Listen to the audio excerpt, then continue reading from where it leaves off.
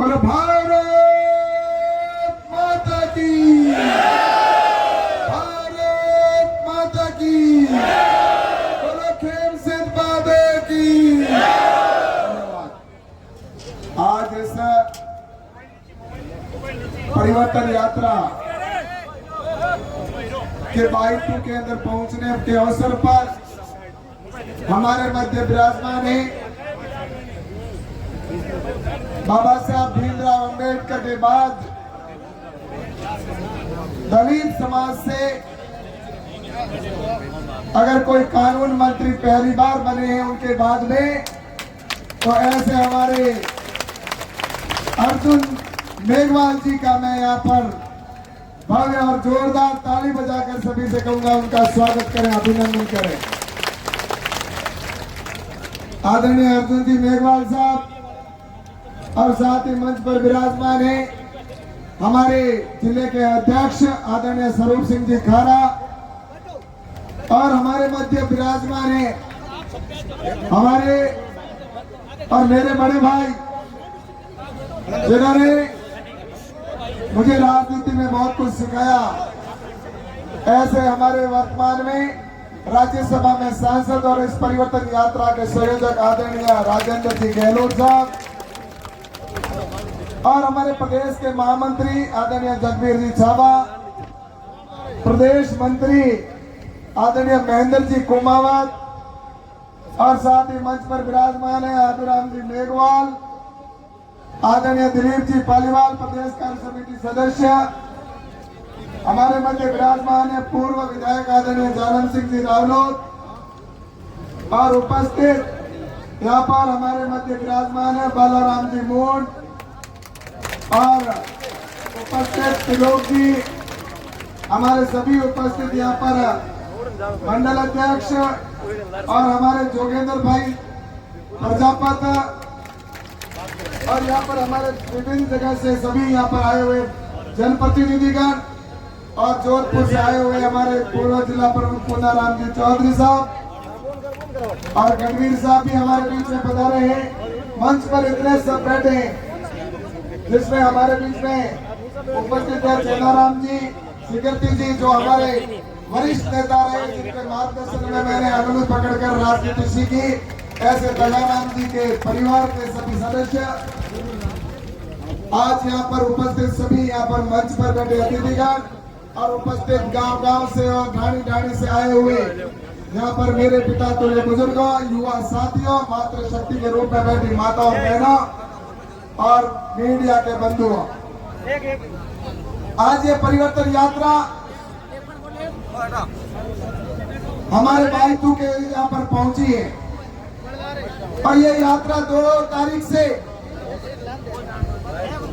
रणथंभौर से त्रिनेत्र गणेश जी से प्रारंभ हुई, जहां पर राष्ट्रीय अध्यक्ष जी जेपी नड्डा जी ने उसको हरी झंडी दिखाकर उसको रवाना किया था, और उसके बाद में तीसरे चरण की यात्रा शक्ति और भक्ति के प्रत्येक समरसता का, जहां पर हम सब नाम लेते हैं ऐसे बाबा रामदेव के तीर्थ स्थल से ये यात्रा हमारे रक्षा मंत्री आदरणीय राजनाथ सिंह जी ने हरी झंडी दिखाकर रवाना की, और वह यात्रा जैसलमेर से होते हुए शिव विधानसभा और शिव विधानसभा से बाड़मेर, बाड़मेर विधानसभा से होते हुए चौटन विधानसभा और गुड़ा महारानी विधानसभा में जाती हुई, और आज ये बाइटू विधानसभा के अंदर यहाँ पर आई है, और इस विधानसभा के अंदर और जगह जगह जिस तरह से इस यात्रा का स्वागत किया गया, ये जोश और ये उत्साह मैं देखकर निश्चित रूप से कह सकता हूँ कि इस कांग्रेस सरकार के प्रति लोगों में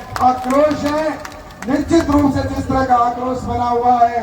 और राजस्थान की जनता, राजस्थान के विभिन्न यात्रा, जहां जहां पर भी भारतीय जनता पार्टी की परिवर्तन यात्रा चल रही है, वहां पर इसी प्रकार का जोश और उत्साह देकर मैं जोश कह सकता हूं कि राजस्थान की जनता अब इस कुशासन से परिवर्तन चाहती है, और इस परिवर्तन का ही ये परिणाम है कि आप सभी यहाँ पर आए हो।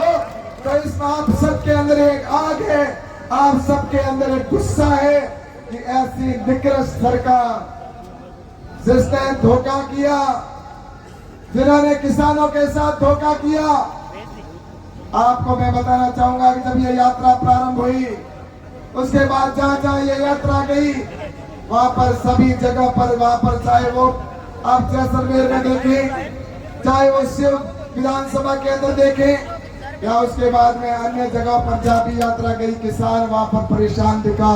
किसान धरने पर बैठे हैं और किसानों के धरनों के वहां पर जिस तरह से किसान कह रहा है कि हमारे को इस सरकार ने वादा किया था कि हम यहाँ पर इनको लाइट के अंदर हम जो उनको फ्री लाइट देने का काम करेंगे। लेकिन मैं आपसे कहना चाहता हूँ कि आज किसान को लाइट की आवश्यकता है। उन्होंने बात तो फ्री की, लेकिन लाइट तो आती नहीं, लेकिन लाइट के बदले उनको बिल जरूर थमा दिया जाता है। और आज मैं आपसे कहना चाहता हूँ कि किसान को लाइट चाहिए या नहीं चाहिए, मुझे बताइए। आज जो वादा उन्होंने किया था कि हम 8 घंटा लाइट देंगे, जहाँ डबल क्रॉप एरिया वहां पर वो 2 घंटा भी लाइट नहीं देते। और उसके बाद में अगर उनका डीपी जल जाती है तो डीपी जलने के बाद 5-5 महीने, 4-4 महीने, 6-6 महीने उनको डीपी उनको वापस नहीं दी जाती। किसान के आंखों में आंसू आता, उसके सामने उसकी फसल जलकर स्वाह हो जाती है। इस तरह से किसानों के साथ में इन्होंने जिस तरह से जो वादा किया था, वो उन्होंने वादा पूरा नहीं किया। किसानों से कहा था कि हम किसानों का संपूर्ण कर्जा माफ करेंगे, लेकिन मैं आपसे कहना चाहता हूं, कर्जा माफी की बात तो सुनी थी हमने और किया भी था। और वो जब पिछली सरकार, जब वसुंधरा राजे जी की सरकार थी, उस समय इस राजस्थान के जिनके भी 50,000 तक का कर्जा था, उन सब का कर्जा माफ किया था, ये हम सब जानते हैं। लेकिन उसके बाद अशोक गहलोत की सरकार में राहुल गांधी जी उस समय आए थे सरकार बनने से पहले, और 10 तक की गिनती बोली और कहा था कि 10 दिन में हम किसानों का संपूर्ण कर्जा माफ कर देंगे। लेकिन किसानों के संपूर्ण कर्जा आज दिन तक किसान इंतजार कर रहा है। मुझे आप बताइए, क्या आपका संपूर्ण कर्जा माफ हो गया? आप अगर मुझे सामने हाथ पे हिलाकर बताइए। आप मैं मीडिया के बंधुओं से जो कहना चाहता हूँ, आप उधर एक बार ले जाइए, ये कैमरा देखिए, क्या इनका कर्जा है? अशोक गहलोत कहते हैं कि हमने किसानों का संपूर्ण कर्जा माफ किया। ये जितनी जनसंख्या अंदर बैठे सभी मना कर रहे हैं कि हमारा कोई कर्जा माफ नहीं हुआ। और इसके साथ ही किसानों से साथ साथ उन्होंने युवाओं से भी वादा किया था कि युवाओं को 3500 रुपए बेरोजगारी भत्ता देंगे। लेकिन युवाओं को 3500 रुपए बेरोजगारी भत्ता किसी को मिलता हो तो मुझे यहाँ पर हाथ खड़े करके कहिए, एक भी युवा की मेरे साथ मेरे को बेरोजगारी भत्ता मिलता है? यहाँ जितने युवा खड़े हैं, आप क्या आपको भत्ता मिल रहा है? आप मैं मीडिया से कहूँगा, कैमरा उनकी और एक बार ले जाकर दिखाइए तो सही कि ये वादा करने वाले झूठे लोग सिर्फ जनता के साथ में, युवाओं के साथ में धोखा करके ये सत्ता में आए। और ये सत्ता में आज से नहीं, ये 60 साल से जनता के साथ में धोखा। जब से आजादी मिली उसके बाद इनको 60 साल तक सरकार में रहने का अवसर मिला और इन्होंने कहा कि हम गरीबों के कल्याण का काम करेंगे, गरीबी को हटाएंगे। इंदिरा गांधी भी नारा लगा कर गई, लेकिन इंदिरा जी चली गई। उसके बाद में आपको पता है कि वो कह के गई, उसके बाद में कितनी उनकी सरकारें बनी। गरीबी तो नहीं हटी, लेकिन गरीबों की संख्या बढ़ती गई। और उसके बाद में आपने देखा होगा कि ऐसा प्रधानमंत्री नरेंद्र मोदी जी जब आए, उसके बाद में गरीब कल्याण की योजनाएं बनाई और गरीबी रेखा से बाहर निकालने का काम प्रारंभ किया। गरीब के लिए क्या होता है? जिसके घर पर छत नहीं, जिसके गैस कनेक्शन नहीं, जिसके घर पर लाइट नहीं, जिसके सुविधाएं नहीं, ऐसे शौचालय नहीं, ऐसे लोग गरीबी रेखा की श्रेणी में आते हैं। नरेंद्र मोदी जी ने सबसे पहले गरीबी रेखा से बाहर निकालने का काम किया, ऐसी योजनाएं प्रारंभ की, सभी के घरों पर लाइट हो, गैस का कनेक्शन हो, इस तरह की व्यवस्था करने का जब काम किया तो उस गरीबी रेखा से मुझे बताते हुए खुशी है कि आज लगभग पिछले 9 साल के अंदर 15 करोड़ से अधिक ऐसे जो बीपीएल गरीबी रेखा से नीचे थे उनको बाहर निकालने का मोदी जी ने काम किया। ये काम नरेंद्र मोदी जी ने करके दिखाया। लेकिन नरेंद्र मोदी जी तो देश को आगे बढ़ा रहे, भारत आगे बढ़ रहा है, आज नंबर 1 पर जा रहा है भारत। हर क्षेत्र के अंदर भारत का सम्मान पूरे विश्व में हो रहा है। आज नरेंद्र मोदी जी चाहते हैं कि हर चीज मेरी देश की पहले बने, सबसे हमारा विश्व रिकॉर्ड हमारा हो। उन्होंने अगर सुरंग भी बनाई तो विश्व की सबसे लंबी सुरंग हमारे यहाँ पर बनाने का काम मोदी जी ने किया। विश्व का सबसे लंबा हाईवे बनाने का काम जम्मू कश्मीर से कन्याकुमारी तक का काम प्रारंभ किया तो नरेंद्र मोदी जी ने प्रारंभ किया और दुनिया की 1 नंबर पर। ऐसे ही जिस तरह से उन्होंने जिस तरह से कहा कि मूर्ति भी दुनिया की सबसे लंबी बने तो वो हमारी बने, तो सरदार वल्लभ भाई पटेल की मूर्ति दुनिया की सबसे लंबी बनाकर बताई। और उसके बाद में ये भी कहा कि सबसे पहले अगर कोरोना के संकट के अंदर कहा कि वैक्सीनेशन दुनिया में सबसे पहले हमारा बनना चाहिए। साइंटिस्टों को विश्वास दिलाया और साइंटिस्टों को कहा कि तुम्हें जो चीज चाहिए वो मिलेगी, लेकिन वैक्सीनेशन हमें दुनिया में सबसे पहले चाहिए।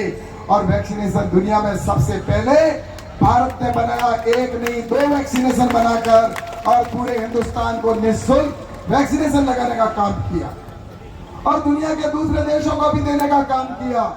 इसके साथ ही आपने ये भी देखा होगा कि दुनिया के अंदर साइंटिस्टों को ये भी कहा हमारे हिंदुस्तान के कि सबसे पहले अगर दक्षिण ध्रुव चांद पर पहुंचने का अगर किसी को गौरव प्राप्त होगा तो हिंदुस्तान को होगा। और हम सबसे पहले चांद पर पहुंचे और हम सूरज की ओर बढ़ चले।